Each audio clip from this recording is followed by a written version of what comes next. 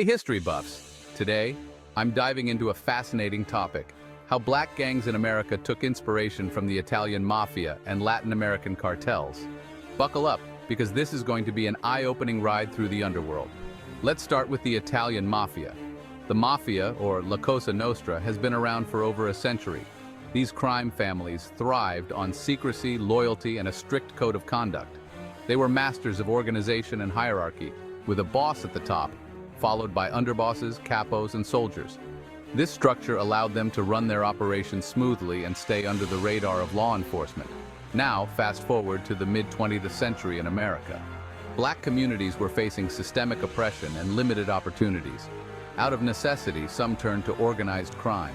Influenced by the Italian mafia's success, black gangs adopted similar structures. Leaders like Bumpy Johnson in Harlem studied mafia tactics and even formed alliances with mafia bosses.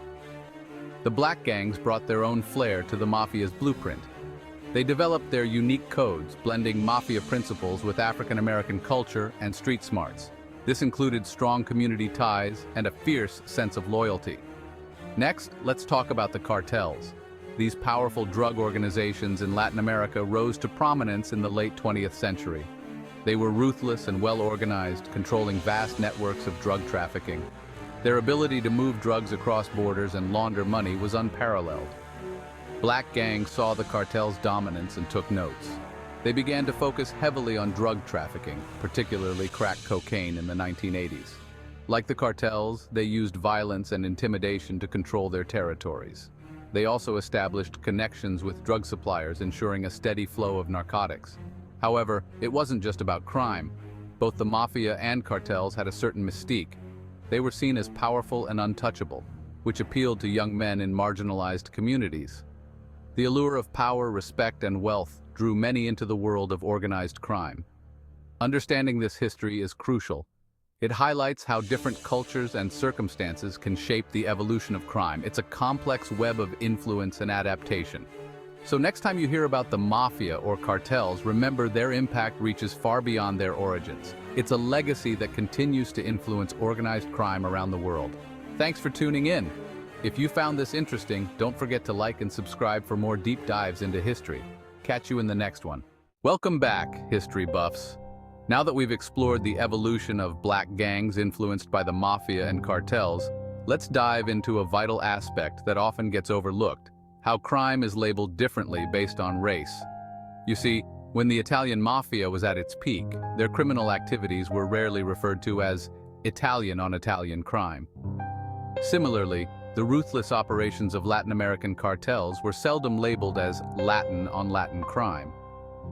These groups were recognized for their influence, organization, and the sheer scale of their operations, regardless of their racial or ethnic background. But when black communities adopted similar practices, the narrative changed. Suddenly, the focus was on black-on-black crime. This term didn't just describe the criminal activities, it carried a stigma, a way of framing the issue that painted black communities in a negative light. It overlooked the systemic oppression and limited opportunities that pushed some individuals towards organized crime in the first place. This labeling has significant implications.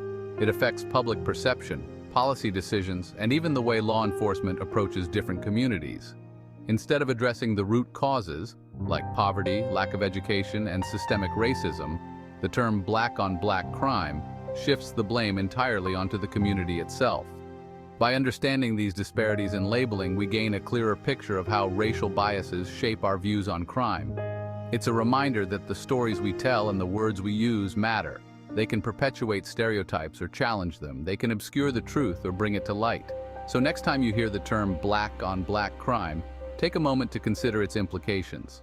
Remember the history we've explored today and how different circumstances and cultural influences shape the narrative around organized crime.